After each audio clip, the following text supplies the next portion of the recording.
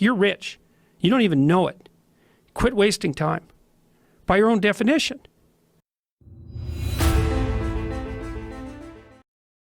조던 피터슨이 말하는 시간의 효율적 관리에 관한 내용입니다.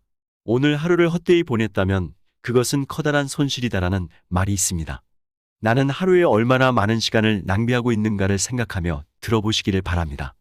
It's painful to understand how much of what you're doing isn't productive. So I'll give you an example. So I've done this a couple of times with classrooms full of students. Usually when I'm lecturing about career development, say, okay, how much time do you waste? So then I get the class to vote. How many of you waste 10 hours a day? It's like 10% of the kids will put up their hands.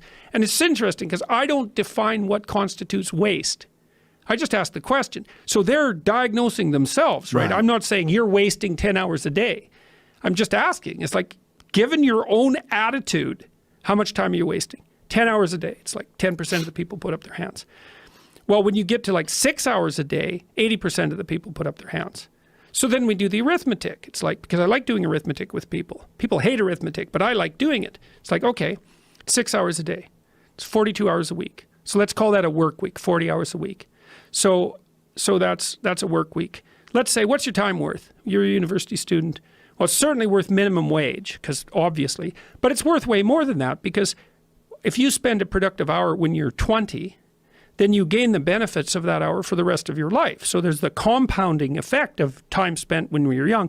So I say, well, let's assume your time's worth $50 an hour, which I think is an underestimate, but whatever. Let's call it 50. We could call it 25, but we'll call it 50.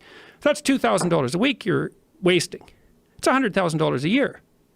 It's like, how much better would your life be if you weren't wasting $100,000 a year? It's like, what is that over 40 years? $4 million. It's like, you're rich. You don't even know it. Quit wasting time. By your own definition. It's like people shake their heads like, oh, I never thought about it that way. It's like, yeah, think about it that way. Don't waste your damn life. And then you think, well, why would people be resistant to that message? It's like, well, you really want to wake up and figure out that you're wasting half your life?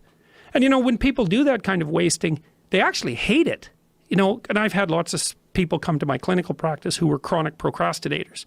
You know, and so they're watching YouTube videos, say, but not ones that are good for them, although sometimes they will do that, but just browsing in that kind of mindless way that you do when you're not paying attention and you're trying to kill time.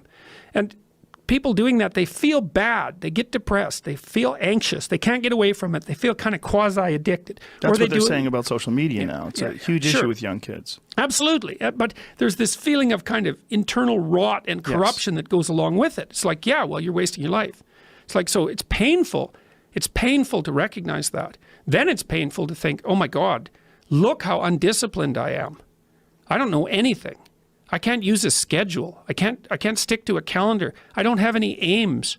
I don't know anything about the world, right? And maybe there's a part of me that's bitter because I haven't got everything already. And I'd just like to say, to hell with it. That's the recognition of the Jungian shadow. It's like, that's what makes you vicious and untrustworthy. All of that. No one wants to look at that. And no bloody wonder. But hey, the alternative is worse.